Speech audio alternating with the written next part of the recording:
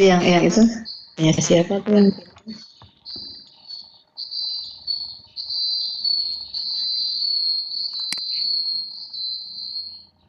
Agak ngejuit ya. ya ya ada.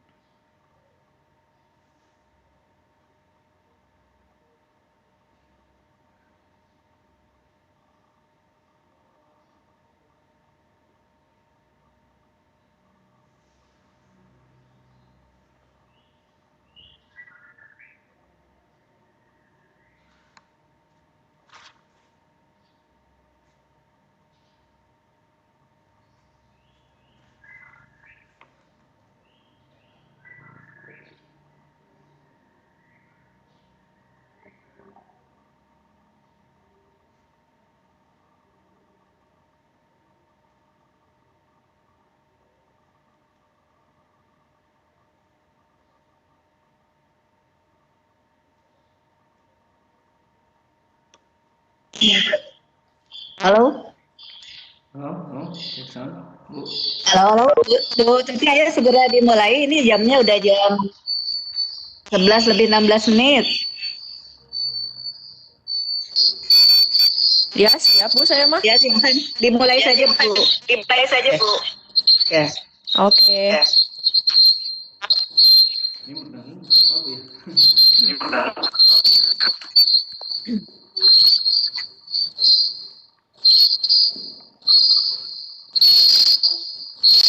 Baik, bismillahirrahmanirrahim. Assalamualaikum warahmatullahi wabarakatuh. Bapak, selamat datang di sesi yang kedua hari Senin, tanggal 27 April 2020. Hari ini kita akan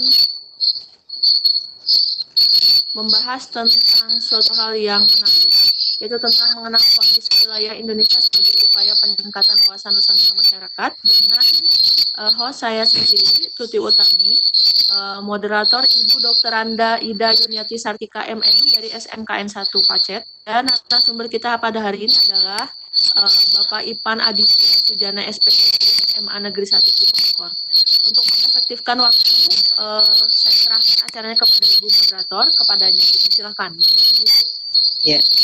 Baik, Bapak yang luar biasa. Kita ya memasuki sesi kedua. Saya perkenalkan dulu, saya moderator Ibu Ida Yuniati Sutika dari SMK Negeri 1 Pacet. Kemudian juga saya perkenalkan Ibu Tuti, host dari SMK Amin. Kemudian narasumber Ivan Aditya Sujiana SPD dari SMKN 1 Cipongkor, dan menyampaikan materi pada kesempatan yang baik ini.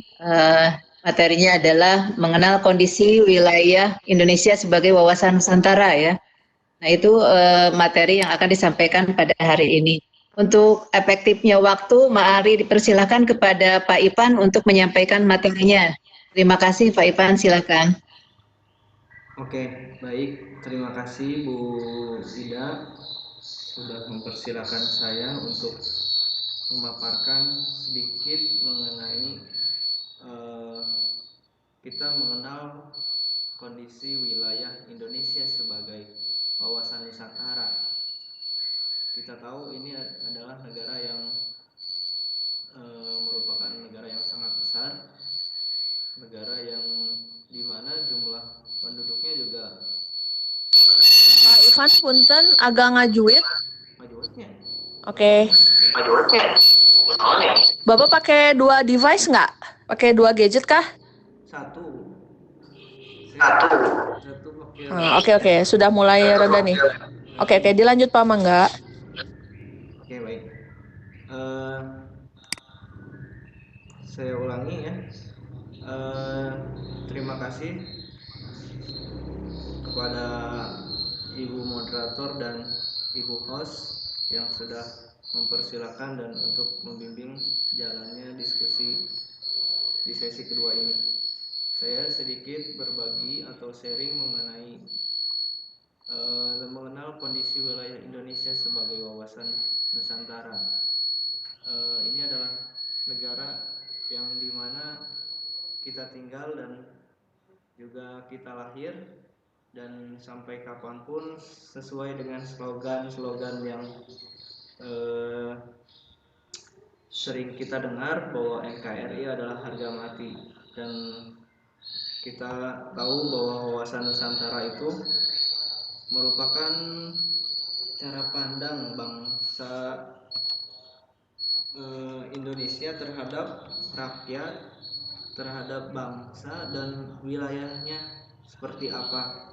Kita nanti kenali dan identifikasi seperti apa mengenai kondisi wilayah Indonesia.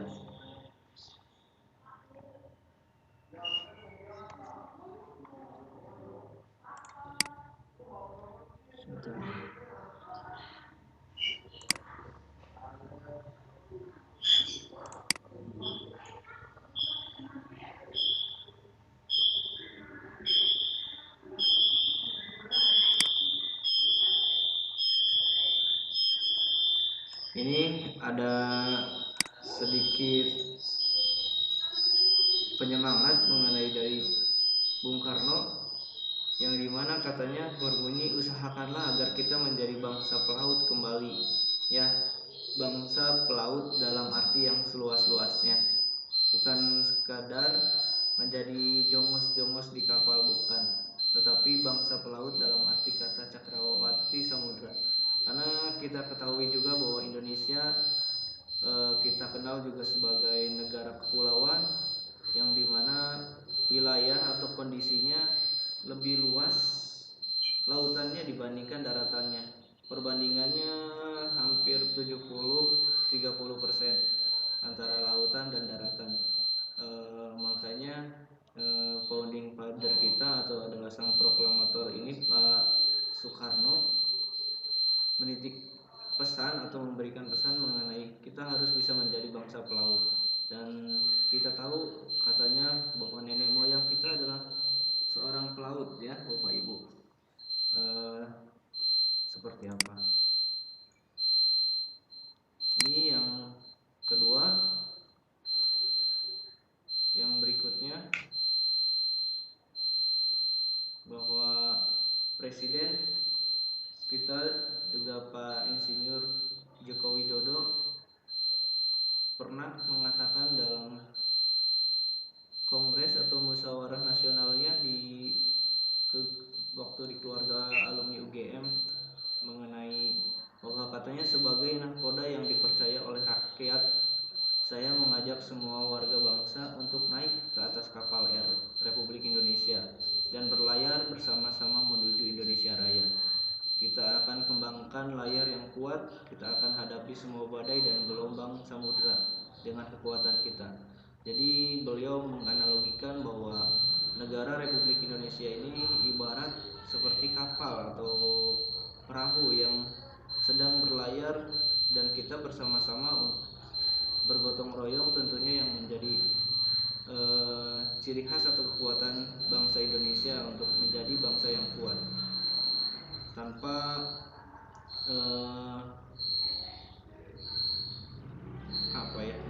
tanpa harus bergantung terus-menerus kepada negara yang lain. Jadi kita harus bisa menjadi bangsa yang besar, bangsa yang mandiri, dan bangsa yang harus bisa hidup sesuai dengan kondisi-kondisi wilayah yang bisa untuk kita kembangkan. Ini sebenarnya Indonesia juga salah satu di mana kondisi wilayahnya dan sangat strategis posisinya untuk menjadi poros maritim dunia. Oke, oleh karena itu tujuan pembelajaran ini sendiri juga masuk ke dalam pembelajaran geografi di kelas 11, Bu ya, mengenai Indonesia sebagai poros maritim seperti apa. Ini nanti yang akan kita bahas mengenai letak, luas, dan batas wilayah Indonesia. Mungkin saya akan lebih menjelaskan atau mengenalkan mengenai ini saja dulu, mengenai kondisi wilayah Indonesia seperti apa. Tahukah, ini yang pertama, tahukah kalian letak, luas, dan batas wilayah Indonesia? Mungkin ini yang harus kita ketahui terlebih dahulu mengenai letak dan luas Indonesia itu di mana sih? Berada pada koordinat berapa? Berada pada letak astronomis berapa? Berada pada letak geografisnya seperti apa antara, dan batas wilayahnya kita sampai kita dikatakan sebagai yang negara yang sangat cocok untuk menjadi negara poros maritim dunia.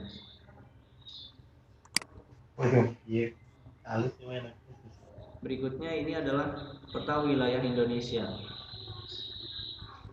Mengenai letak astronomis tersendiri, kita tahu ini pelajaran dari SD sampai SMA atau bahkan kuliah, dan ini adalah letak astronomis mulai dari 95 derajat bujur timur sampai 140 derajat bujur timur, dan 6 derajat lintang utara sampai 11 derajat lintang selatan. Ini adalah letak astronomis kita, letak yang dimana baku dan sudah dihitungkan secara pasti oleh alat ukur, sehingga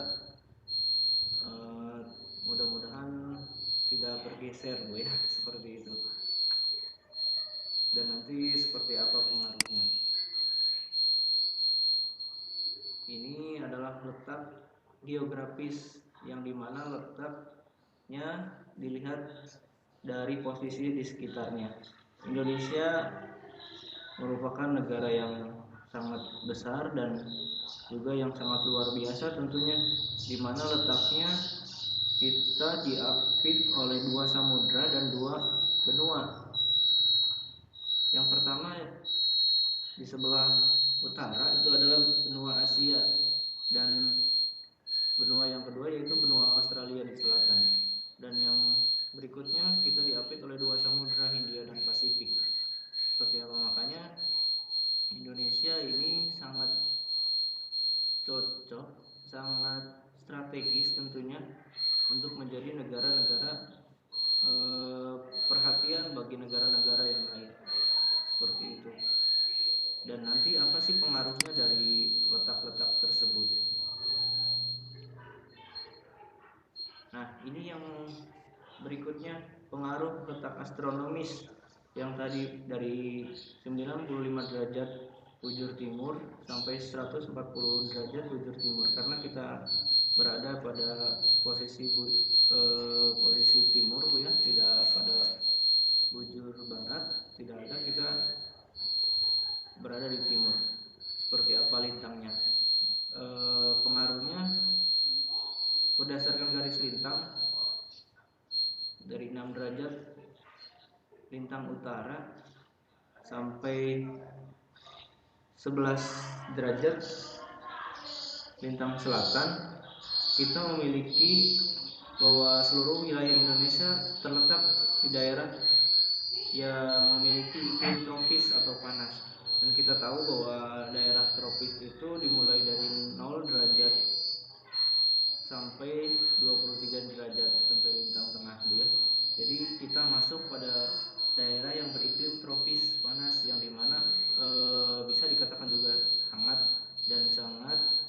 cocok untuk ditinggali oleh para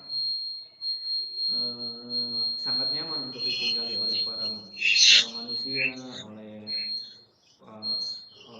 hewan dan tumbuhan dan lain-lain. Makanya kita juga Indonesia dikenal sebagai mega biodiversity-nya sangat tinggi seperti itu. Terus yang kedua, kelembaban udara rata-rata tinggi. Hal ini dikarenakan pulau-pulau di Indonesia mudah dipengaruhi peredaran udara yang datang dari laut-laut yang mengelilinginya, sehingga banyak menerima hujan. Seperti itu, kita mungkin di Indonesia di mana bahwa daerah atau iklim tropis itu memiliki 2 musim. Kita memiliki intensitas curah hujan yang sangat cukup tanpa kekurangan, bahkan ini salah satu sumber daya juga yang harus kita perhatikan tentunya. Yang ketiga, karena banyak menerima curah hujan sehingga wilayah Indonesia kaya akan flora dan faunanya. Ini yang dari tadi efek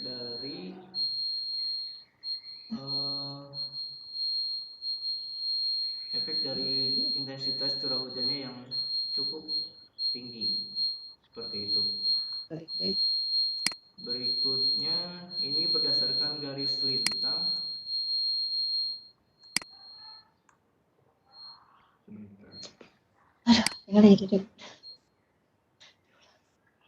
Nah, yang pertama merupakan negara yang berada pada bumi sebelah timur dan terdapat 3 pembagian waktu, dan kita tahu bahwa Indonesia memiliki 3 waktu atau zonasifikasi waktu.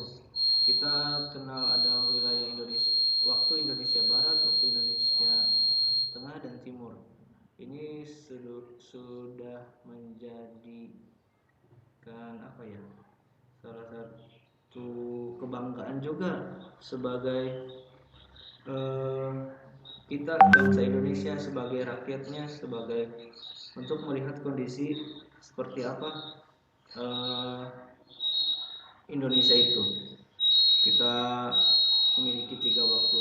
Dicontohkan ketika di waktu Indonesia Barat jam 7, di waktu Indonesia Tengah atau di daerah Surabaya atau daerah Sulawesi sudah jam 8, dan di Papua sudah jam 9. Seperti itu perbedaannya, selang 1 jam seperti itu ya. Nah,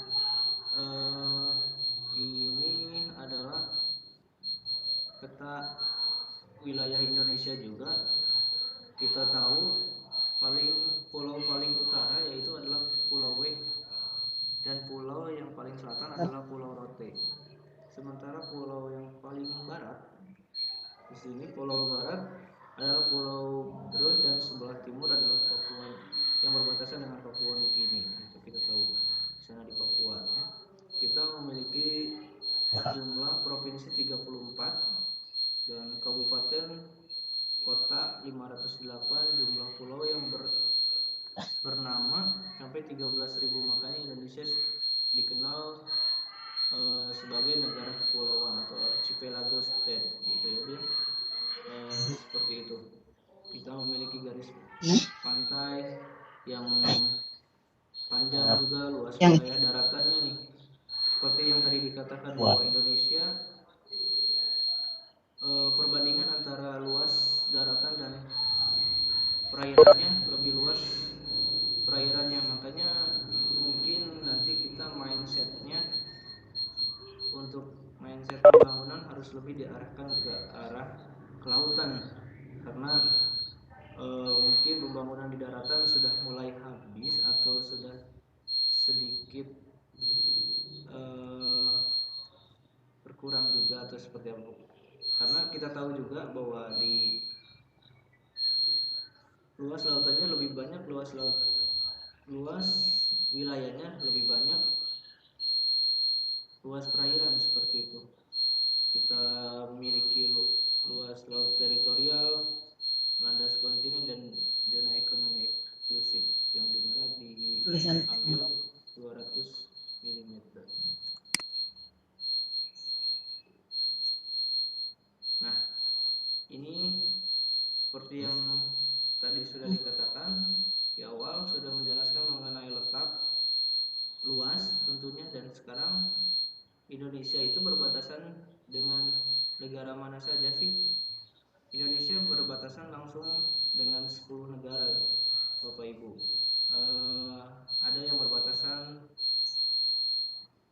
dengan berbatasan darat dan juga ada berbatasan laut. Dimulai dari Malaysia, Singapura, Timor Leste, terus Thailand, Vietnam, Filipina, negara Palau, Australia, dan Papua Nugini sampai sana. Kita berbatasan dengan 10 negara. Ini adalah petanya perbatasan laut atau daratan Indonesia dengan 10 negara. Ini adalah salah satu potensi yang bisa kita jadikan sebagai negara yang sangat strategis untuk diperhatikan oleh negara-negara yang lain. Ketika negara-negara Asia ingin menyeberangi Australia, maka akan melewati daerah Indonesia, atau sebaliknya, daerah-daerah Eropa atau daerah-daerah Australia maka akan transit. Makanya ini adalah salah satu kebanggaan kita sebagai warga negara Indonesia mengenai kondisi wilayah Indonesia seperti apa. Makanya kita patut bangga dan patut bersyukur sudah berada tinggal di negara Indonesia ini. Seperti itu. Oke, baik. Seperti itu. Sekian dan terima kasih mungkin pemaparannya Bu Ida. Saya kembalikan selaku moderator. Terima kasih, Bu. Ya.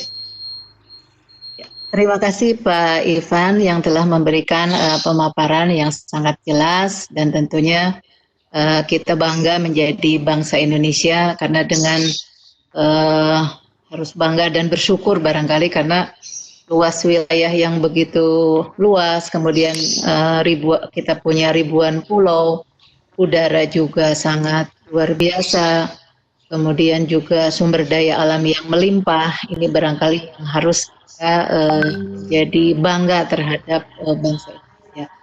Tentunya Ibu Bapak dipersilakan apabila ada hal yang ingin ditanyakan kaitan dengan paparan yang disampaikan oleh Pak Irfan, dipersilakan. Teknisnya barangkali nanti bisa langsung dijawab oleh Pak Irfan atau bisa melalui chat yang sudah tersedia ya Ibu Bapak.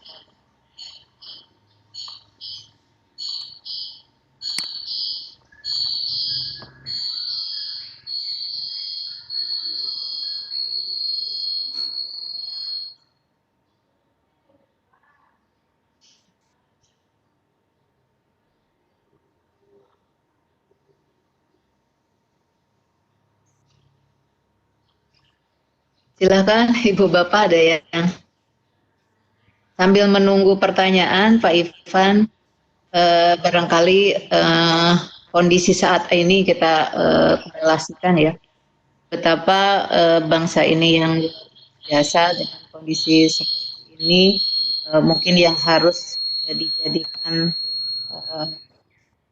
kekuatan adalah kebersamaan barangkali ya, dengan kebersamaan dari seluruh warga negara Indonesia untuk sama-sama memulihkan keadaan dengan mengambil peran gitu sebagai bangsa.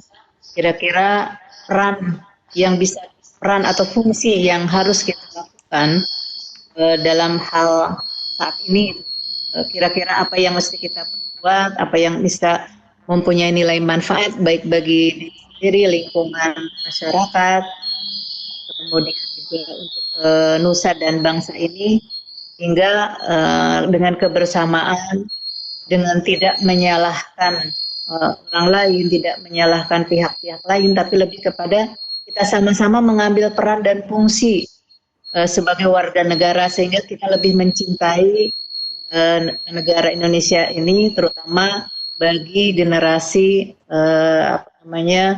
mulai dari tingkat yang paling dasar. Ini bagaimana wawasan Nusantara ini harus menjadi sebuah kebanggaan yang tentunya dengan peran fungsi dari masing-masing. Ini diedukasi kepada seluruh siswa, masyarakat sekitar barangkali. Nah, ini juga menjadi sumber kekuatan bahwa bangsa ini akan menjadi bangsa yang besar dengan bonus demografi. Saya yakin bangsa ini kedepannya akan menjadi bangsa yang hebat. Itu sambil menunggu yang yang bertanya mungkin ya. Iya, benar Bu.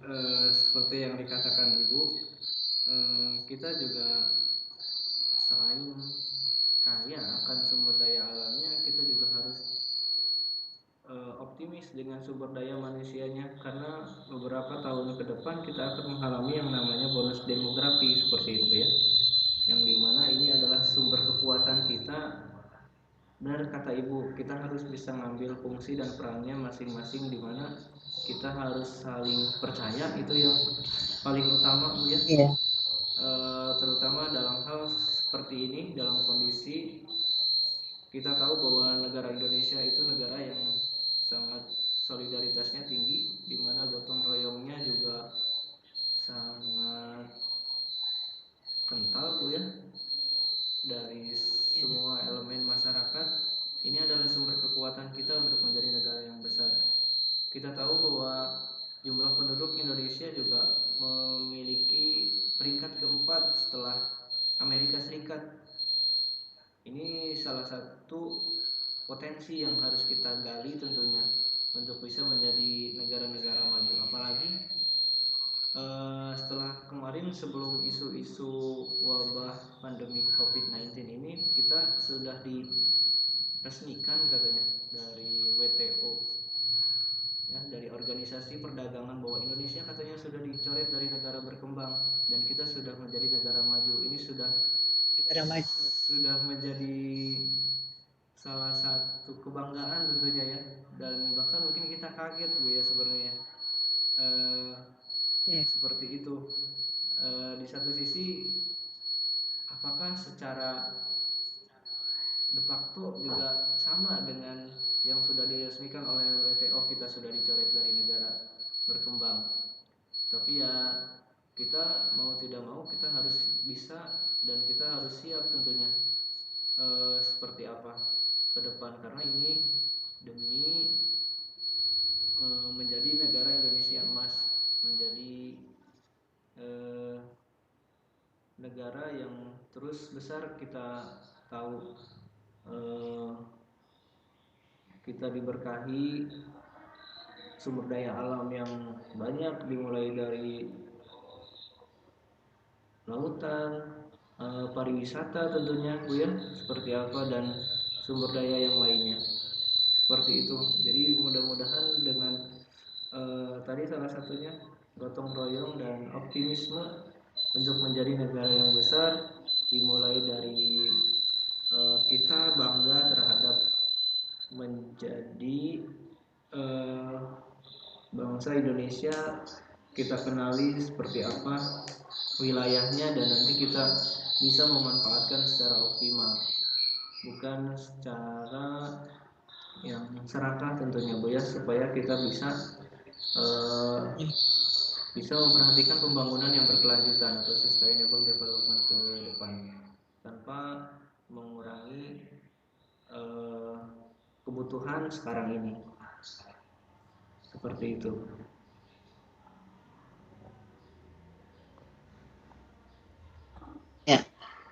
Ya betul Pak Ipan, terutama berita-berita ya tentang Indonesia, berita-berita hoax yang harus kita memfilter ya barangkali, karena itu akan melemahkan semangat bangsa Indonesia dengan berita-berita yang hoax tersebut. Bagaimana kita menangkal berita-berita itu dengan filter yang baik yang disampaikan kepada para siswa.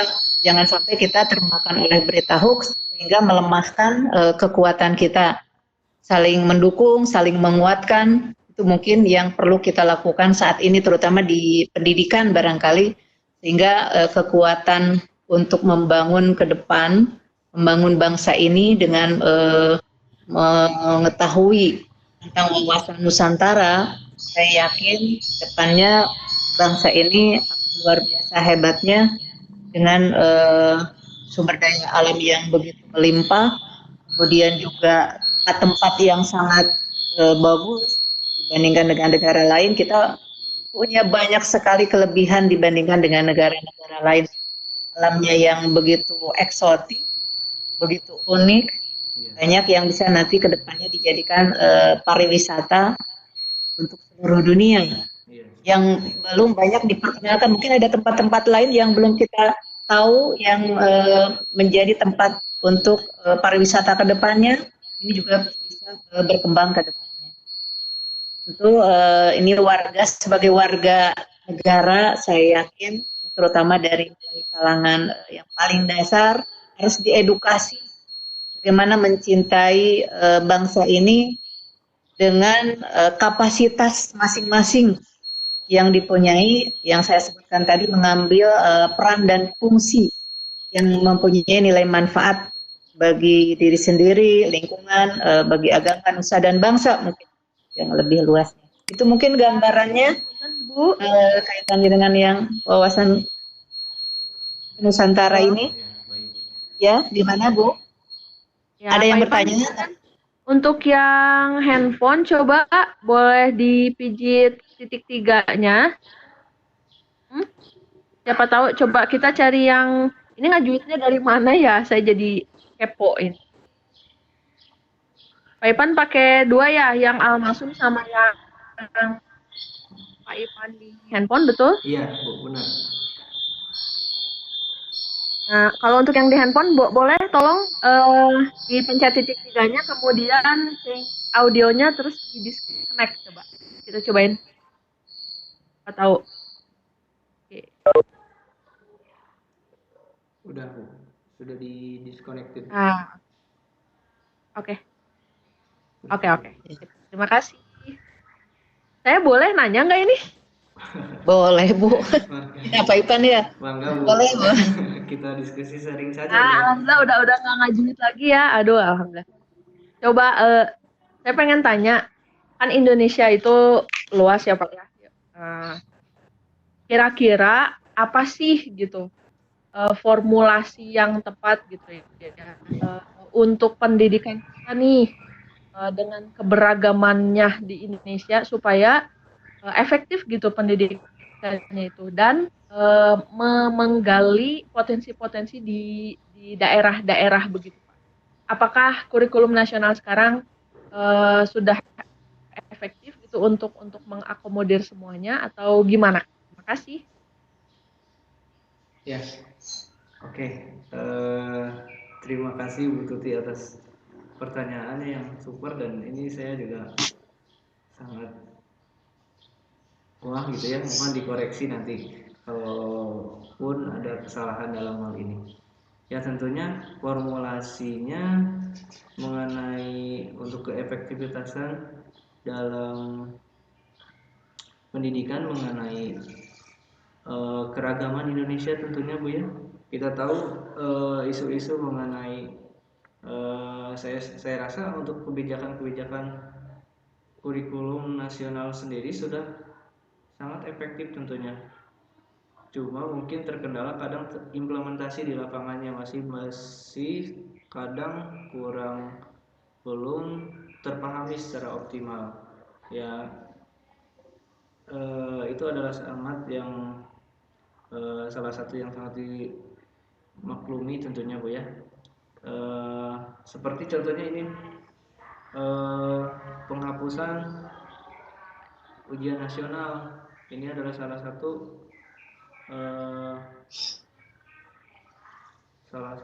upaya untuk untuk mengekspos keberagaman yang kita miliki. Kita tahu peringkat-peringkat ketika di ujian nasional selalu mengedepankan di daerah Jawa. Terkadang wilayah-wilayah yang lain juga belum terekspos seperti itu. Peringkat pertamanya selalu di DKI Jakarta atau di Jawa Tengah atau di Jawa Timur dan Bali dan sekitarnya. Kayak contohnya USBN juga sudah tidak bertaraf nasional lagi, sekarang sudah dikembalikan kepada satuan pendidikannya masing-masing, betul ya Bapak Ibu? Jadi sudah dikembalikan lagi untuk melihat sejauh mana kemampuannya dan apa yang harus diberikan kepada peserta didik. Dan ini saya juga sangat setuju dengan konsep merdeka belajar. Jadi kita dikasih kebebasan untuk mengeksplor wilayah-wilayah yang menjadi dominasinya tentunya. Terkadang kita mungkin di daerah Bandung, seperti saya, ketika menjelaskan mengenai sumber daya alam, saya sangat sulit untuk menjelaskan seperti apa itu konsep maritim, konsep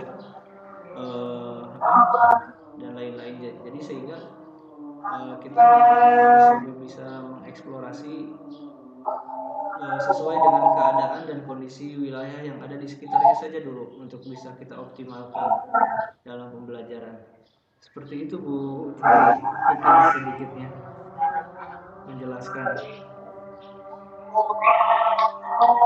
Ini sudah adzan maghrib, adzan duhur ya. Adzan duhur Pak, maghrib. Seperti itu Bu Tuti. Baik. Mungkin tambahan sedikit dari Bu Ida atau ya. Tadi menggarisbawahi Merdeka Belajar ya. Iya.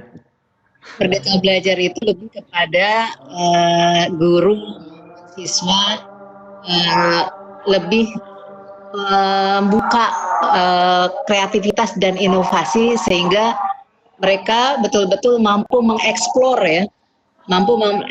model pembelajaran disesuaikan dengan lingkungan dan kondisional yang ada di tempatnya masing-masing, karena kan tidak sama. Misalnya di wilayah-wilayah tertentu ada yang kekurangan saprasnya, mungkin fasilitasnya, tapi di tempat yang lain mencukupi. Nah, itu juga menjadi bagian-bagian yang harus kita eksplor atau kita sesuaikan. Jadi bisa menggali potensi yang ada di wilayahnya masing-masing. Sehingga Merdeka Belajar ini lebih membuka wawasan kepada siswa dan guru untuk lebih meningkatkan kreativitas dan inovasinya, ya, dengan kondisi sesuai dengan yang ada di lingkungannya masing-masing gitu. Kalau menurut saya ke sana arahnya gitu, kalau Merdeka Belajar.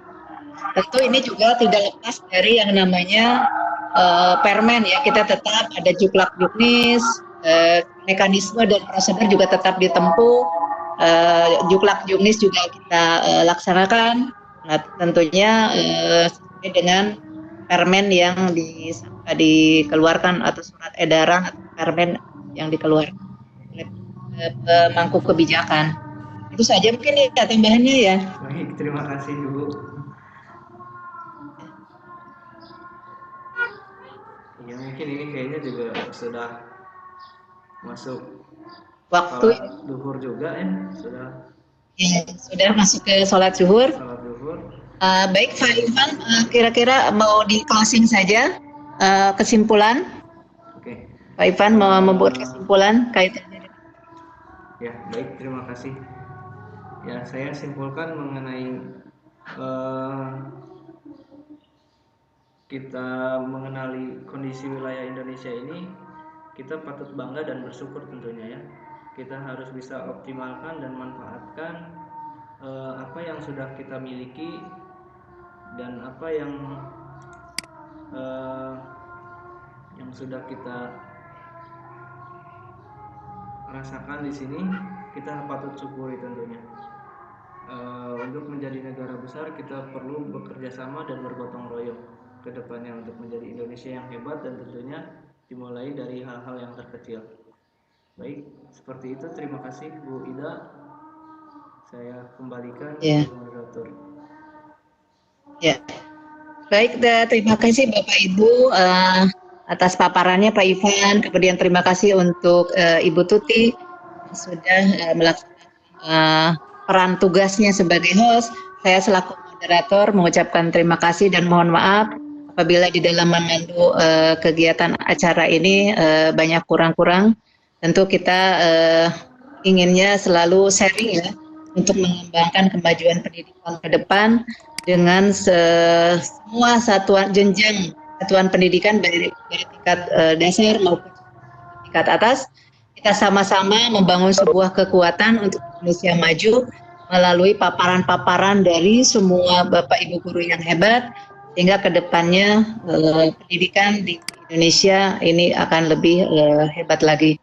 Itu saja barangkali gambarannya. Terima kasih sekali lagi, mohon maaf. Kembalikan lagi kepada host. Silahkan Ibu Tuti. Bila taufiq wal hidayah. Assalamualaikum warahmatullahi wabarakatuh. Waalaikumsalam warahmatullahi wabarakatuh. Baik Bapak Ibu, pemaparan yang menarik untuk saya, untuk kita semua. Bagaimana cara kita untuk memaksimalkannya? Coba mudah-mudahan ada beberapa pertemuan lagi nih, insya Allah. Baik, terima kasih untuk semua partisipan, untuk Bapak instruktur juga yang sudah hadir di Zoom kami. Terima kasih untuk Pak Ipan, Ibu Ida, terima kasih banyak ya. Ya, sama-sama ya, sama-sama Maaf saya kalau misalnya kurang komunikasi nih sebelum-sebelumnya, mohon maaf. Terima kasih banyak untuk semuanya. Secara official kita tutup pertemuan kali ini dengan hamdalah, alhamdulillahirabbil alamin. Assalamualaikum warahmatullahi wabarakatuh. Waalaikumsalam warahmatullahi wabarakatuh.